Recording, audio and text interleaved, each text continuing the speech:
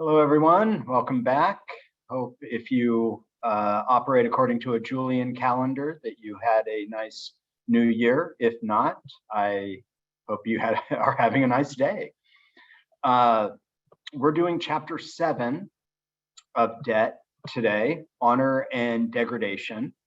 And as I see this chapter, it's the beginning of the historical part of the book, where Graeber has spent the first 6 chapters laying out this idea about debt, about social obligation, and why is it we supposedly must pay our debts off, and how a system has arose and has become fixed and naturalized in our thinking to such an extent that we now have entire structures of violence built around making certain that people pay off their supposed debts. And in this country, at least the United States, it takes a variety of forms, but all of it is embedded in a legal system that is predicated on the rule of law, which ultimately is rooted in the violence of a state.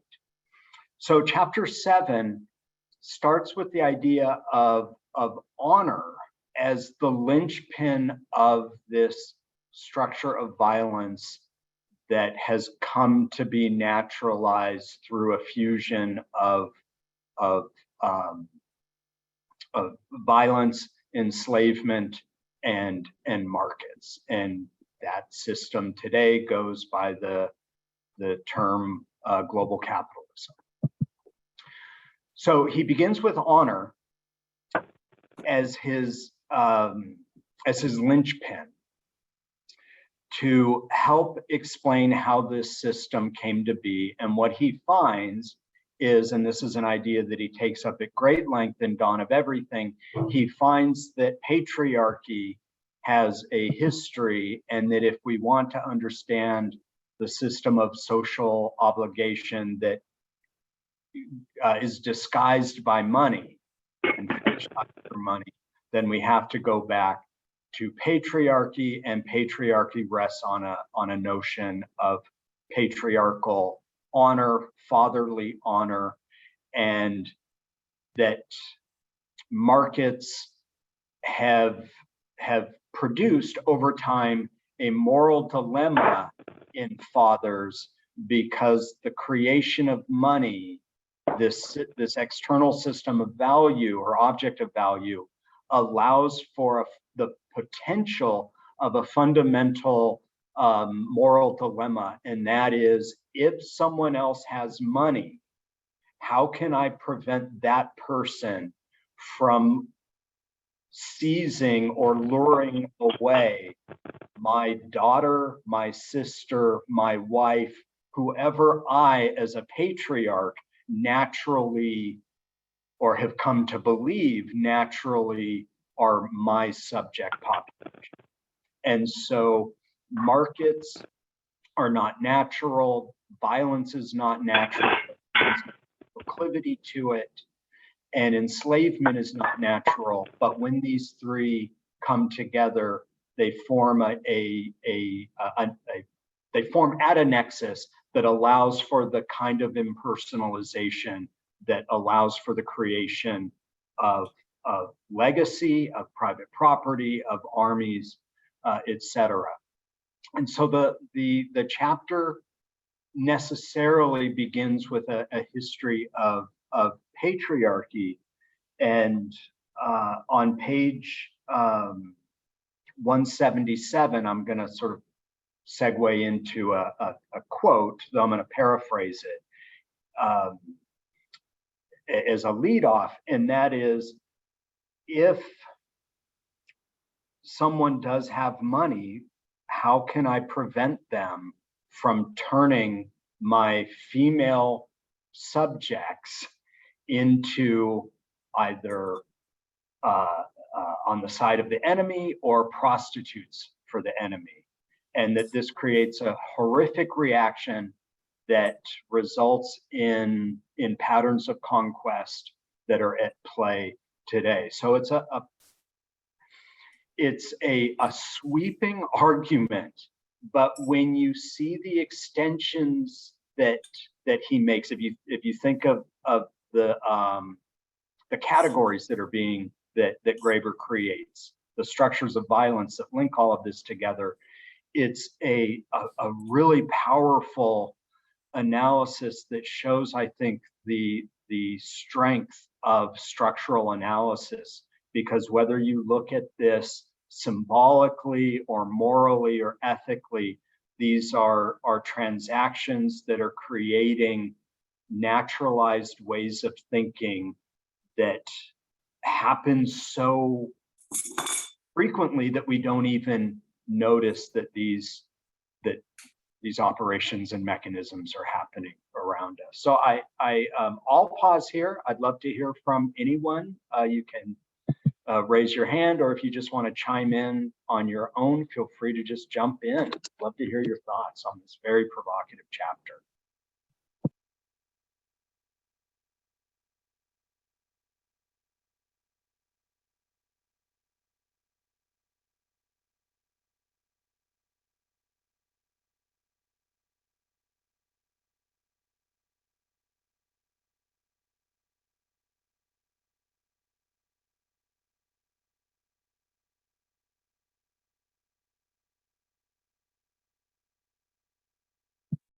I see a comment in the chat that violence in general isn't very natural, and yes, I would agree. I think what I meant to convey there is that there's violence happening around us, or threats of violence that are happening, that have become so naturalized that for us to think that one shouldn't pay one's debts become over time reinforced by the naturalization of these patterns that become sort of fixed first in violence and then fixed in systems of thinking.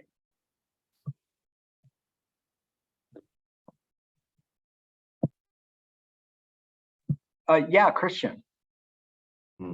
I have more of a question, maybe, because when you move from honor, what he does too is he mentions dignity, right? And he says dignity is surplus, honor is surplus dignity. And that kind of led me off on a bit of a tangent, to be honest, because, you know, there's this saying that says, you know, there's dignity in labor, right? And it always struck me that this is a very stupid notion, because it's a statement that people that are not in power adopt to make their situation bearable, and it's very much serving the people in power. And in a way, if you look at it like this, I mean, you can basically say dignity is the poor man's version of honor, you know, and he's got at least that, but only as long as he works, right? And if he stops working, you're basically cast out of society to some degree. I mean, you're a lesser human being all of a sudden. And I wonder if somebody thought that this might be analogous to what you had before with honor, and, you know, if you transport that into our society, how violence is being done to basically everybody, because if you don't work, right? I don't know, that's just a thought I had. Yeah, I mean, you know, vagrancy laws were adopted for a reason, where, you know, it became criminal not to have a job in this country, throughout Latin America. And of course, the punishment was you were then given a job, but you were chained while working that job. And not paid. Right, or you were paid in little pieces of paper that you could use to buy food that most likely you grew doing unpaid labor. Yeah, it's yeah, and I mean, these systems are still with us. You know, we see this. I mean, that, you know, the timing of this book was was not coincidental, because I think this came out of course, his activism, but more specifically the debates about austerity and what a few years back people were calling, the Greek haircut that was required. These are all ways of preserving wealth for those at the top. They're, yes, they take the form of belt tightening, but belt tightening that is meant to preserve the surplus at the top. But when you say, there's dignity in labor, isn't this like an adoption of this violence where you don't see the violence? Wouldn't that be correct? Or am I doing, people who kind of adopt this sentence, I'm doing them an injustice if I see it like this? Yeah, I mean, I think that there's a reason why Calvinism and capitalism overlapped in that way that Weber talked about. And so that this process of capitalism, impersonalization, violence,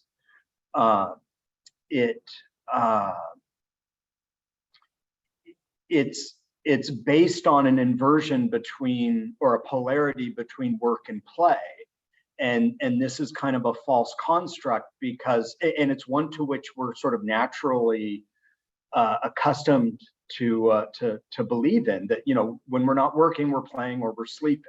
And that's the extent of our lives. And of course that serves the authorities, because if it's loyal or consumptive kind of play that, requires you to buy from the owners, then yeah, you're just buying into the system. And so if one defines one's life as work or play, you're actually operating within the structure of violence. And Graeber would say that, a better approach is to think of life as a tension between care and freedom, where there's mutual aid, and then there's which freedom requires care, care requires freedom.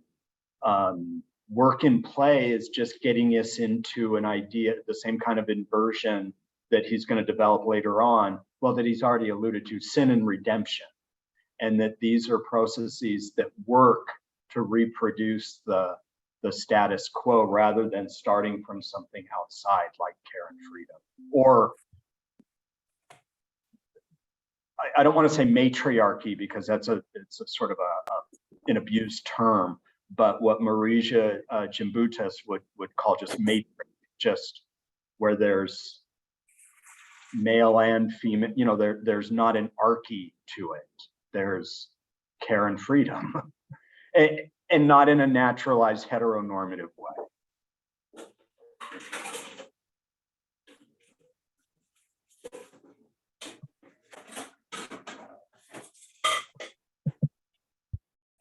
Any hands? Michael.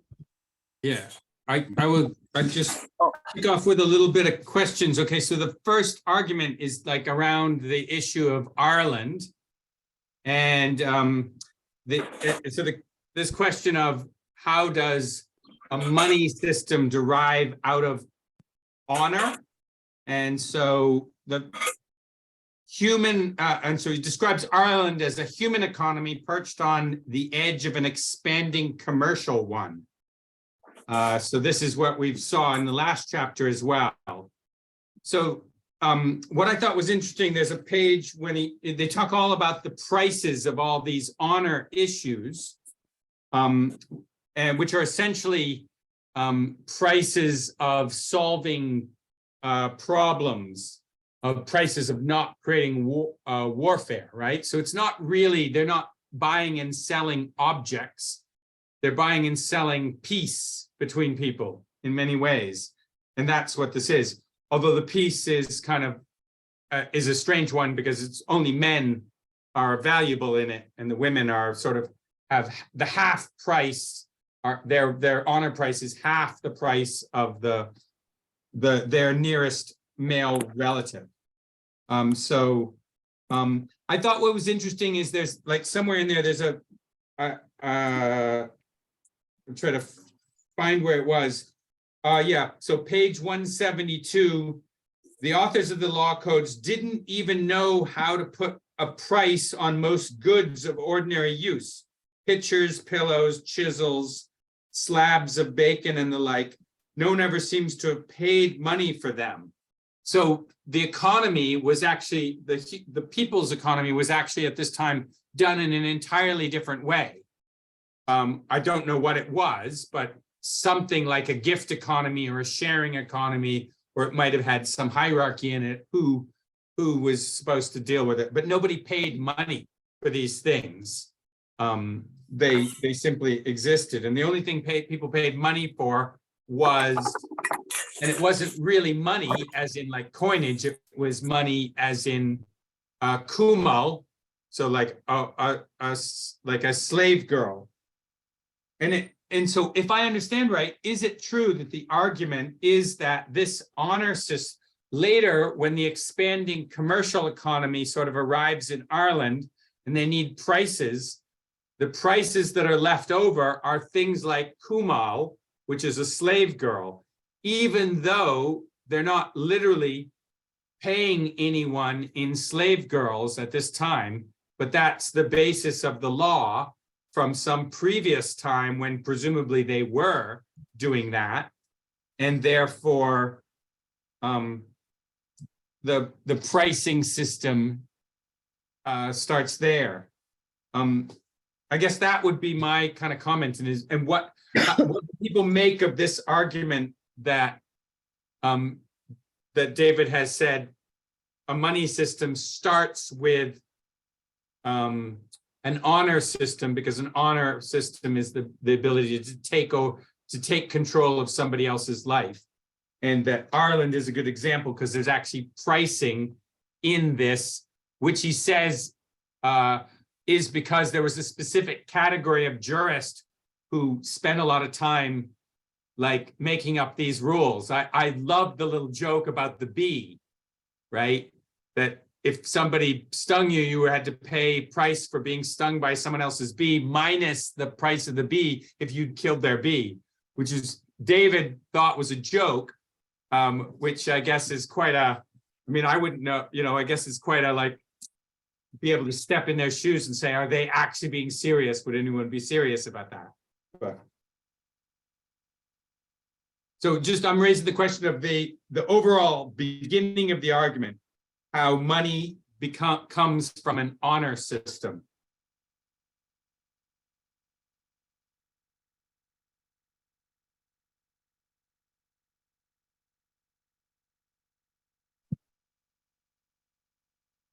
Yeah, I mean, that's my read of it. And at this phase, 2011, when this book appeared, the tension is between honor societies and commercial societies.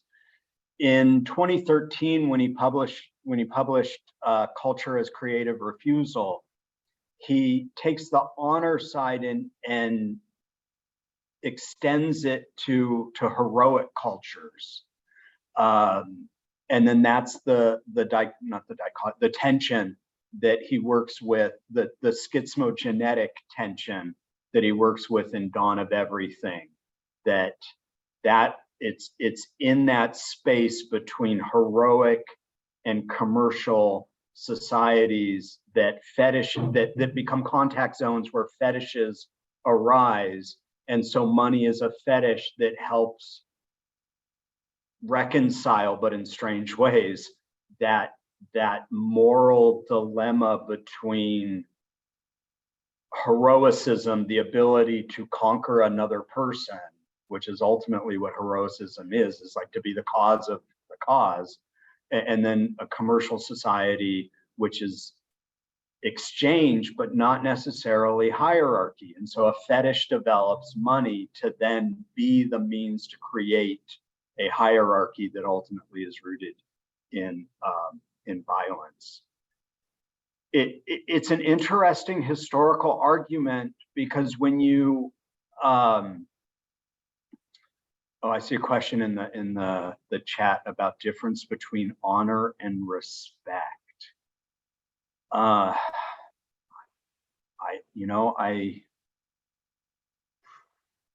yeah, I don't know. I don't know how to answer that. To me, honor has a stronger anthropological or analytical power because, well, I mean, maybe they are just synonyms.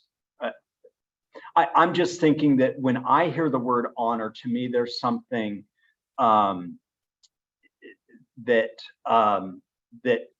automatically I have, that I assume about myself.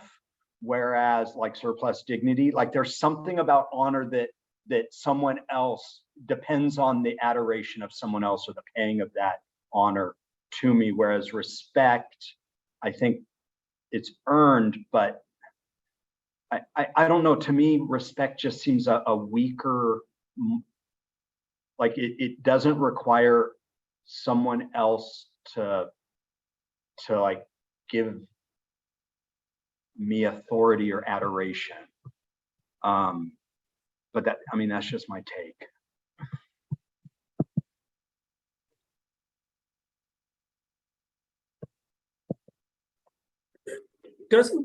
Doesn't David use the term honor in a way that's that includes hierarchy, that the term itself is associated with hierarchies, where respect can be between individuals in a more egalitarian framework? Does he say that? That's my impression, but that's certainly what I was trying to get at. okay. That to me, honor, I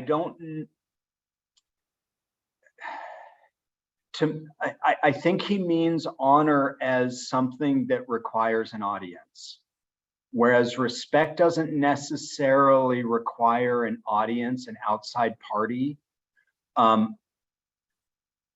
But also in the way that he uses the term honor, he's constructing a value system in which people can have different amounts of honor. It can be, we can talk about it quantitatively.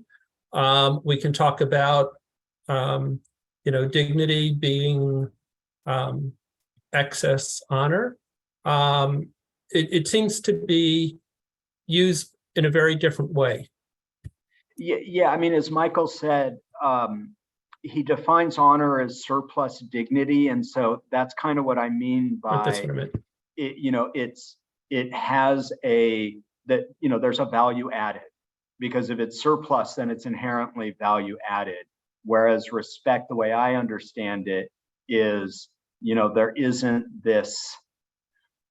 And he kind of, if you've read Dawn of Everything, he goes through a thought experiment with Kim Kardashian where he talks about, it's a refinement of a section in Fragments of an Anarchist Anthropology, where the only thing that distinguishes a king is someone else believes that person's the king, and so you get the honor of being a king because there's that surplus dignity, whereas if it's just respect, you then aren't necessarily a king. Michael, do you want to give some more specifics on the contradictory meanings of honor? Well, just that's what he said in the definition. Honor is like, one idea is simply integrity, and the other is related to violence. Yeah. So I mean, it's in some sense, this is again communities where people are contesting what are the social rules, and in one case, and the word honor is being used by everybody, but one person might think, yeah, honorable is being a respectful person, considerate, you pay your dues, you don't screw over anybody else, you pay your debts, whatever, but whereas another person sees honor in the sense that someone else can use violence and take their dignity away.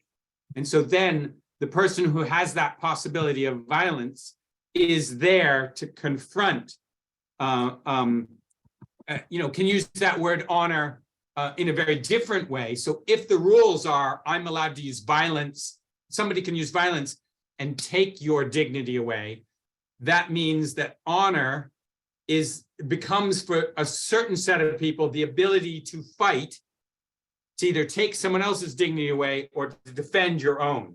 So then it becomes like phrases like blood and honor are like Nazi phrases that draw on a fairly deep history of, and that's is very much in gangster communities.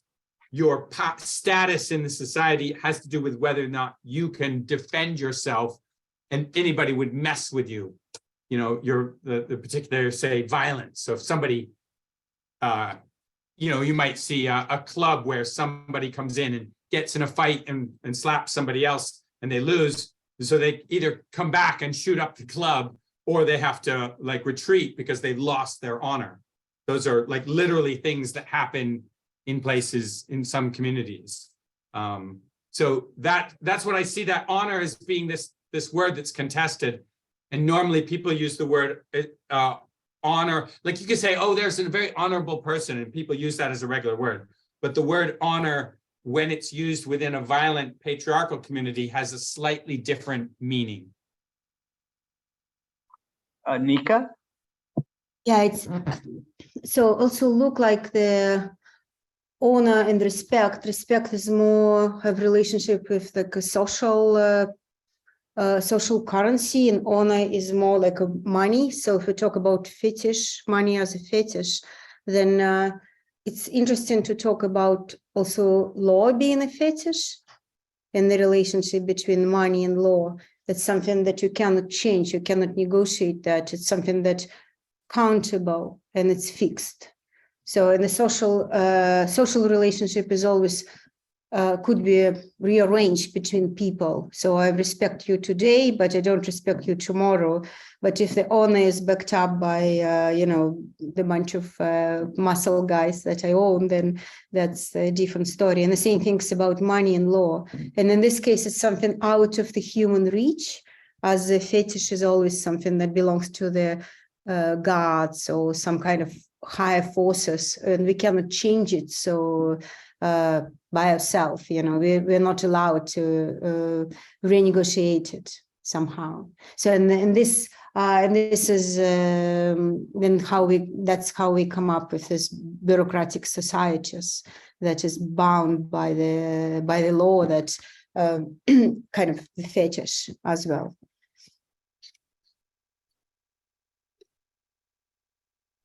Kelly?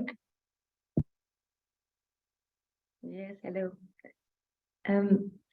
Yeah, maybe linked to that, I think there is also an interesting way to look at the word freedom there, because you talk about honor as, being an honorable person, being a respected person, and then more linked to someone being able to use violence against somebody.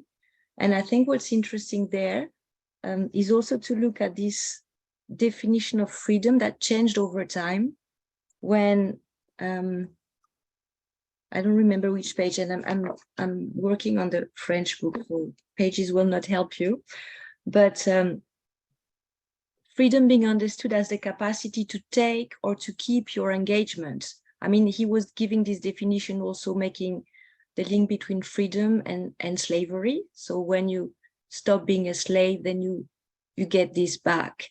And then after the second century, this definition has changed, and freedom is simply seen as power. So this natural faculty to do everything that the law doesn't forbids to do.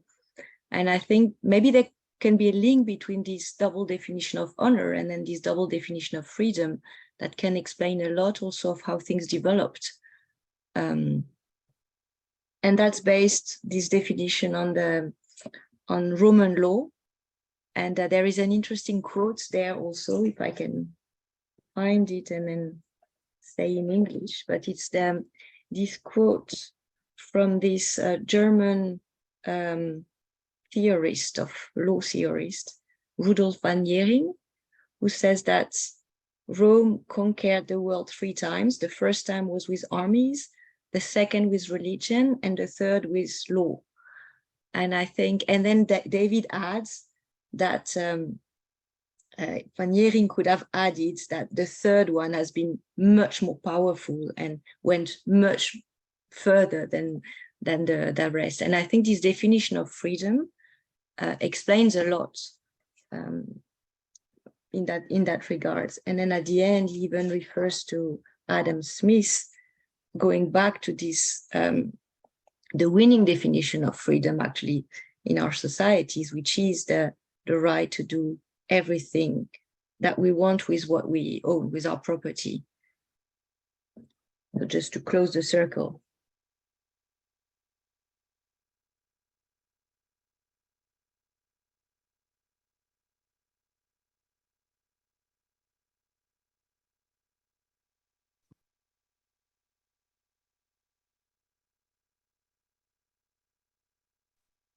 Christian?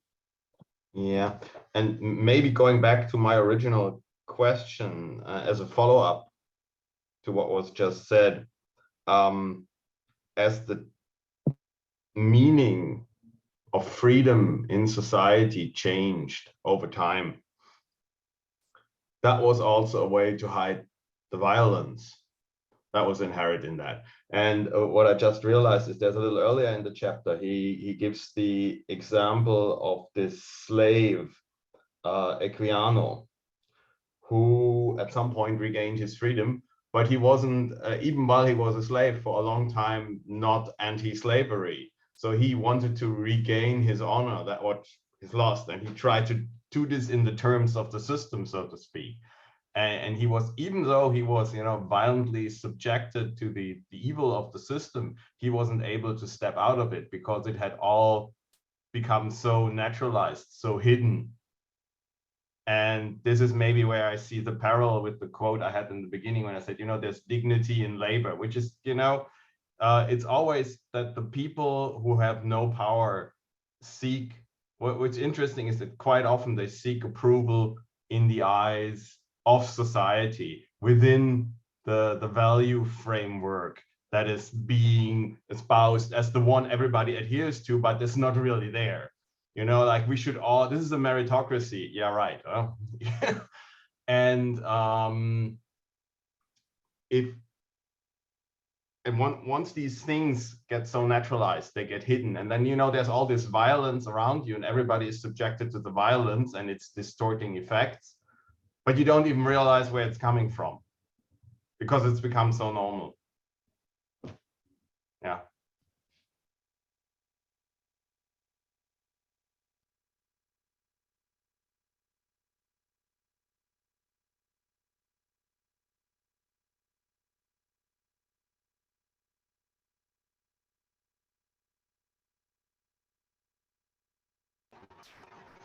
I was fascinated by the fact that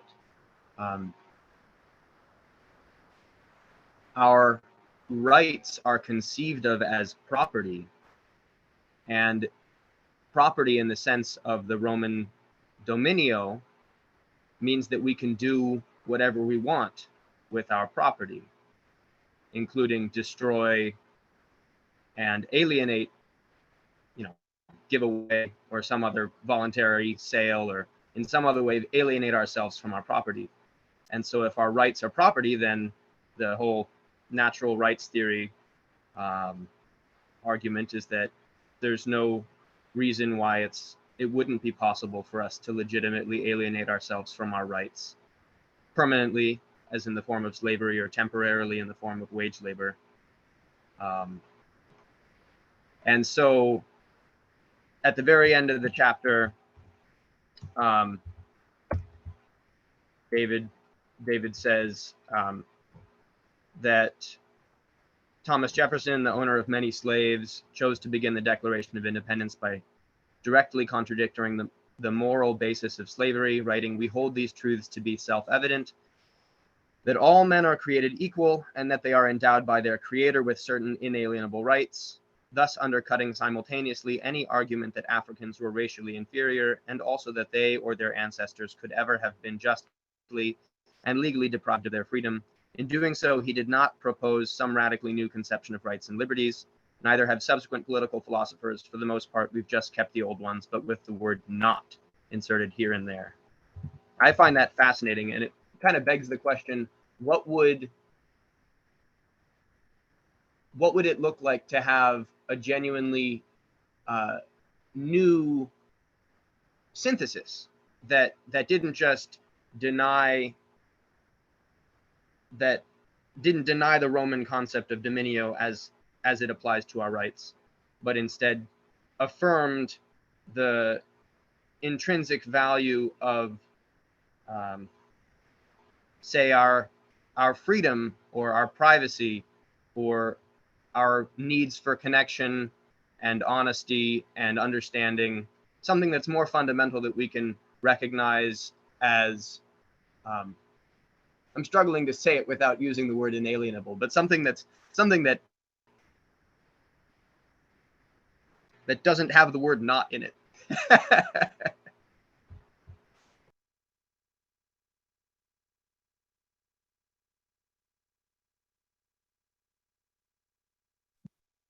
Yeah, I think finding a way to it that doesn't include the word not is really tough, because our culture ought to be defined, well, it is, we just aren't aware of it. Our culture is defined more by what we don't do than by what we do. It's difficult to measure or to manifest that, because I'm right here speaking, and so that's what we know is happening. What we don't see are all the things that are not happening because I'm choosing to be here. And so analytically, it's really, yeah, it's because it means to start with an idea of chaos or anarchy or the uncertainty that is critical realism, and then to start with first principles and to see where those refusals are. And so it leads us ultimately to a dynamic of taboo as culture, and then totem, the sort of arranging that happens as a result of those taboos. That can be quite natural. Where the veils and the artificiality come in is when there are these symbols that pretend to represent one thing, but they really represent another, or they're myths that we believe, or practice rituals that we tell ourselves will bring about certain results. So yeah, it's I appreciate that point immensely. To bring it back to Steven? something. Well, sorry. Go ahead. No, I just wanted to, you're trying to find something without a negation in it. The way that our rights are defined are by negation. I mean, if it's as property, it's all the possible infringements of that particular right that I'm protecting. So I can't really use a positive. It's almost like it has to be a negation. I mean, that's what I feel. I don't know if that makes sense.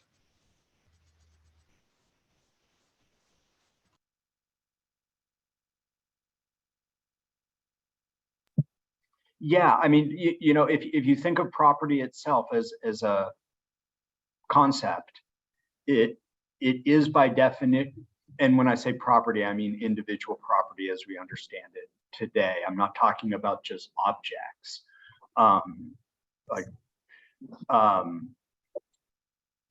For something to be property requires a negation, and that is the negation that it's the commons. And so the moment you mark something as property, you're negating its inalienability. And Right. So if systems are created to draw lines, and they're doing so in the name of creating freedom, then there's some real ambiguity going on that needs to be unpacked. Yeah, absolutely. I think there was someone else who was going to jump in. Yeah, I can just give an example about property. So you own, like David was saying, when you own in a car, it doesn't mean you can drive with your car whenever you want to. You still should follow the rules, but you can prevent other people from driving your car, and you can destroy your car. And so the same goes for our rights. It's just kind of the same system. But I'm also was interested about the prostitution. This is one of the most fascinating things in this chapter, how prostitution changed from being a sacred thing that was done in the ancient churches, that the whole economy was supporting, and then suddenly become this horrifying things that could happen to your loved one. And then a whole new system developed out of that.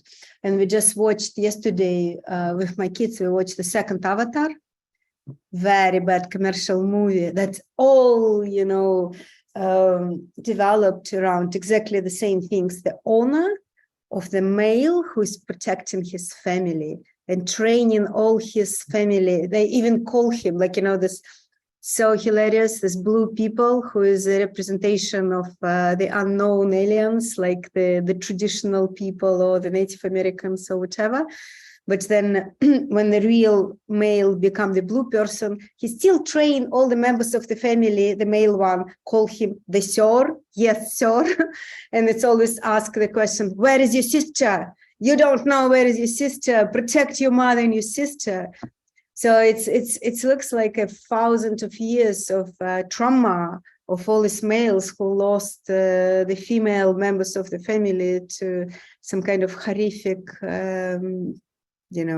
torture. And then generations later, they have this patriarchal blueprint that they keep spreading around.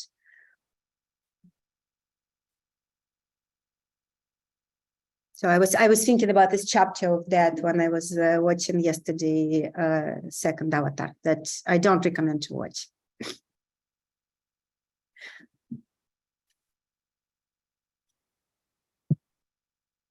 Yeah, I think if you look at what's going on in the United States with the Supreme Court and decisions to restrict women's rights to health care, to abortion, times of moral panic will often project, wealthy patriarchs will often project their unease about so-called moral panics onto the female body, because that's what patriarchs feel first. Is they may see the stock market collapse thousands of points in a day, and that could be really worrisome to a rich patriarch. But what they're most worried about is what's going on with their daughter, the male patriarchs. And so we see this play out, that the historical connections that he goes on to make in Dawn of Everything, you can see the fruits of them, or the seeds of them here, that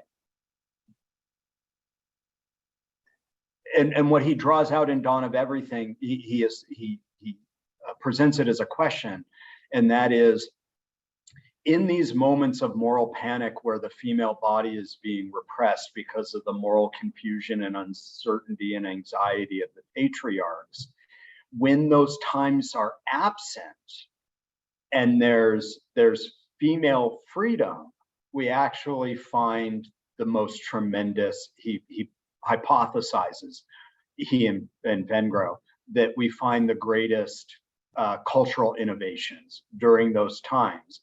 And so it, as a structure, it makes sense that in times of panic that the patriarchs want to preserve the status quo by rallying violence around the female body and that times of cultural innovation are actually times of emancipation of women. I think we would find that over time. Unfortunately, we don't have a lot of historians doing that, and most archaeologists have unfortunately been looking at men, and so they've not been asking the right, well, there are better questions that could be asked that I think are maybe increasingly being asked. And certainly Dawn of Everything has prompted a whole new revisitation of some archaeological work that was done in the 90s that debt is based on, but then gets just expanded on in Dawn of Everything.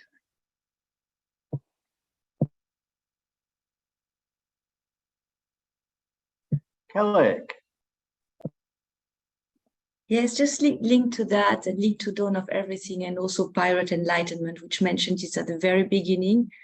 The dialogue between this indigenous Wendat, Kondiarong and Laontan is really, I'm reading bits and pieces of it at the moment and essays, and I hope one day I can bring all this together and have an exchange with some of you, because it's fascinating, and everything we've been discussing now, many regarding rule of women and also technologies or innovation and freedom, and a lot is being discussed between these two people within these dialogues, and it's really fascinating to see. And also coming back to the definition of freedom that we had before, and the Northern American natives, what their definition is. I mean, they kept the definition that we had before the 2nd century, basically. So from the 2nd century, I think in our part of the world, this all developed, but they kept the definition, which is more about exchange and moral engagement towards other humans and the nature and all this. It's really interesting. So I can't say too much about it now, but it's fascinating. I hope we can discuss it one day.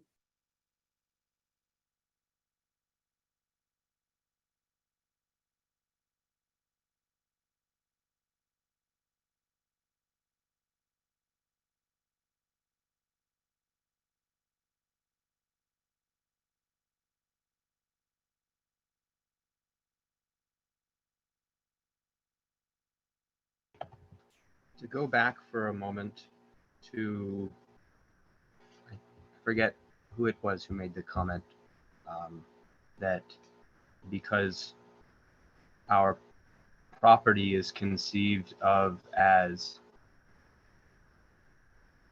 restrictions on otherwise a totally open palette of options, that you could do anything you want with anything, you have to define your rights in terms of those restrictions, those negations. There's a section in this last chapter, and I forget what page it's on, where David says, oh, well, if you have a piece of string, in most cultures around the world, it would be taken for granted that you could knot it up, unravel it, throw it in the fire, do whatever you want. And that it's only the Roman legal history that takes that fact as particularly interesting and makes that the basis of its system of property rights. And I was kind of left wondering what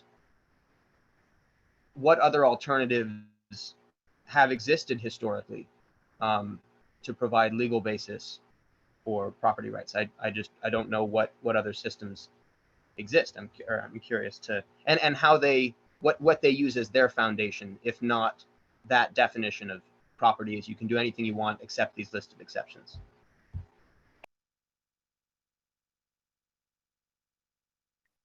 Yeah, if I may propose, I think by definition, the legal system the system that will unavoidably lead to negation. It doesn't matter what you withdraw. And think about that, the legal system is a set of rules.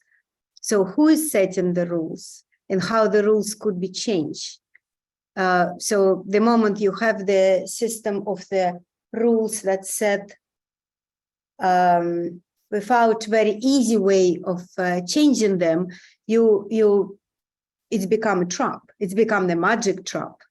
So that's my understanding. So for example, if you play like kids are playing, and they can play war or, whatever, but the moment it's getting unpleasant for any of the players, they can leave or everybody else can change the rules. But in society, it doesn't work like that, specifically because it's a legal system. So if you ask about legal system that could be alternatively, I would say they're all the same. So in other words, you need an alternative to a legal system, one that's not based on a system of precedents that has hard and fast rules, that instead you take each system and each situation into account with its individual circumstances. And and that's very freedom. interesting. Yeah, because that's about, particular universal ideas. Yeah.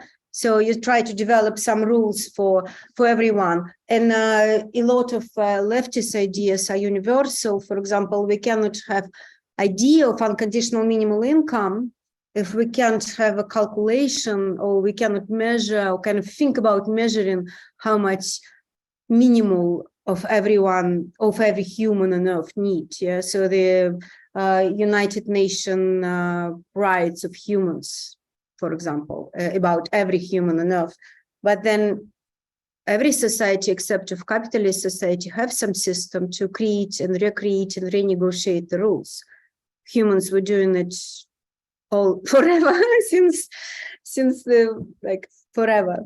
In just capitalist society that it's put in it, or Roman society will start to put it in the legal documents in this form. So that's what I think, and that's very bad for us as humans. We should get rid of this if we can. Yeah, and I would add that when we think of these as legal systems, if anything's a legal system, there's then a legal state structure around it. Private property requires that because it requires that enforcement. There are other, I don't like thinking of them as legal systems, because then it becomes confusing, because then you're basically by definition talking about capitalism. So if we think of them as moral systems or ethical systems, there are ethical systems that operate in non-capitalist ways. If you think of capitalism, what does it allow for? It allows ultimately for the human body to be given a price, to be priced and raced and everything else that goes with that because of this fetishism of property. So there are other moral or ethical systems that deliberately prevent the accumulation of capital. And so Confucianism is a good example of that, where there's an awareness of money, but there's also a deliberate attempt to put merchants lower on the social hierarchy. And yet at the top are emperors who are there to indulge their people. But it's not Roman private property. And so there's this fundamental distinction there, even though the Han Empire was an empire, for instance.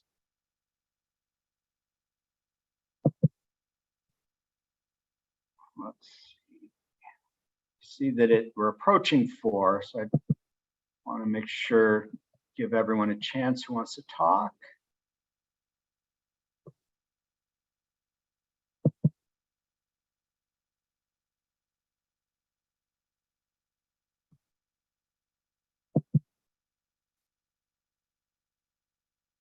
Maybe I can say the last thing. So I tried to create this document in the beginning for everyone who wants to contribute the notes. And we kind of abandoned that, but I want to remind that it exists. And if people want to go back and, just look for what was written there, contribute. So that's will be good, because Steven wanted to make some kind of wrap up a textbook or a recommendation for the reading group. Depends. Yeah, and I've been a bit remiss on that because I don't want to abandon it, and I am actually working. And in fact, since our last meeting, I'm trying to write up my own sort of stuff that uses this kind of framework for understanding history. And so there is a lot of work that I've been doing that I've not been sharing with anyone here. If anyone is curious, I'm happy to share it. I'm always looking for readers. But there are a lot of this book is written for any one of these pages, because he's introducing a whole new way of understanding this non-Western thing that has now been taken to be a Western creation capitalism that, goes back to the Mesopotamia, but the West gets credited with it. This is an approach that there isn't, historians and archaeologists and sociologists, this is an emergent kind of new tradition that is moving beyond some of the lapses that scholarship over the last, since the 1960s has kind of gone in a certain direction where it has lost sight of the refusals that people make, instead looking at, one of the things that David argues is that scholarship really since the 1960s in adopting postmodernism has really has assumed a level of consent by using a flawed idea of culture. And so a lot of the scholarship, as good as it is, has started with a narrow understanding of culture that, if is expanded out, can offer a history of human possibilities rather than this kind of story. He calls it an as-if history, as if these things inevitably were meant to happen. And at any given moment, there are alternatives. And if we naturalize the erasure of those alternatives, then we're not being fully human. And so this is a project that, like, the implications of it are really, they're profound, because it means we've not fully understood our own history because we have committed epistemic fallacies. We've not seen that we're a part of the organism that we're trying to define. Okay. Christian, I see. Why don't you take us out, unless there are some other others who want to chime in, because I see that we're past 4. So please. Hopefully I'm not finishing this off now, at least not in a bad way. No, but when you said, like, the level of scholarship because of postmodernism went down since the 60s, very briefly. I mean, one thing that seems to be true, I mean, it seems to have to do a lot with economics. Because number one, I mean, a lot of the freedoms and the things we see as societal progress, when we basically say, look, we have more rights for men and women, we have a certain acceptance of different sexuality, and they say, like, oh, we advanced as a culture. And I wonder if these advances were not based in prosperity mainly, because once people were better off, they were more willing to and once you turn the prosperity tab off, once you deprive people, they're busy with other stuff and they become more reactionary. And this also has to do with the preeminence, I think, of economics and social sciences. So by training, I am an economist, and the interesting thing I found, like from the beginning, is if you have somebody who studies sociology or anthropology or something like this, and you have a beginning student, and he comes in, and then the teacher will say, look, the world functions like this according to X. But there's also Y, B, C, D, E. There's other people, there's different theories, and you kind of have to can play with this. If you study economics, then the world works according to X. There are no alternatives. If you study mainstream economics, which is of course neoclassic economics, right? And all this went hand in glove with the rising inequality in the West, and also the closing off basically of thought in the universities. Because if you think about it, I think this is also something he says in the chapters. There's these power structures, and everybody sits on everybody's board. And even if you're a manager in, I don't know, a pharma company, you sit on the board of cultural organization X and the museum there, and you give your input to the university. And if you're in the university, you're these days, it's like another thing. It's like the amount of administrators as opposed to the amount of people who actually teach has massively gone up. And if you take all this together, I mean, we're able maybe to some degree look at these things better in the 60s, because society was for sure more open, more experimental, not wanting to glorify the hippies. There was plenty bad there too. And I'm not just talking about Charlie Manson. But and nowadays, everything seems locked in. And to kind of finish this off, this is like my personal pet peeve. I like movies, and if you look at movies, it seems like everything is a reboot, a repeat, a remake, and whatever you might want to say is about, like, for American movies in the 50s, in the 60s, in the 70s, that was like a global cultural force. I mean, Stalin didn't used to watch American movies in the Kremlin at night because they were bad, So, and now you have Avatar. So yeah, that's my tie.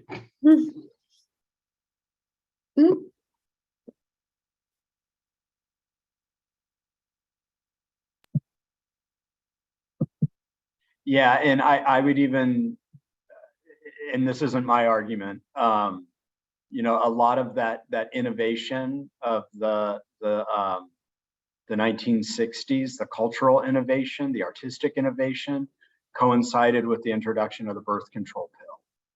And the connection between innovation and women's emancipation, which I know that the birth control pill was also a form of enslavement, and that the heterosexual men fared disproportionately well from that. But it's still, there's this this component of honor and gender and, I guess, exchange, but without hierarchy, that is involved there. Okay, anyone want to say anything? Otherwise, I think this is probably a good place to pause. Thank you for coming. So next time, in 2 weeks, we'll do chapter 8, where the history becomes even more, it moves up to the fore, and we get I think a very impressive novel history that connects modern or ancient history with modern history to show in very nice detail the structures that of the past are with us today. So I look forward to seeing you, and until then, stay safe and enjoy some care and freedom. Bye, everyone.